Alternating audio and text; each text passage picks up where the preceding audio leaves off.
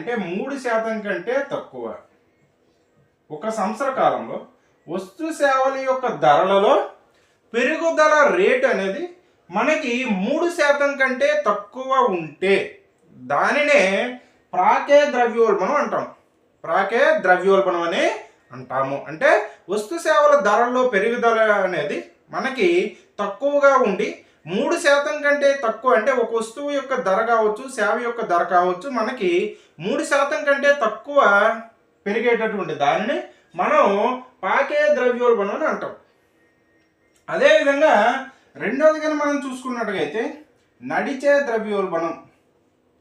నడిచే ద్రవ్యోల్బణం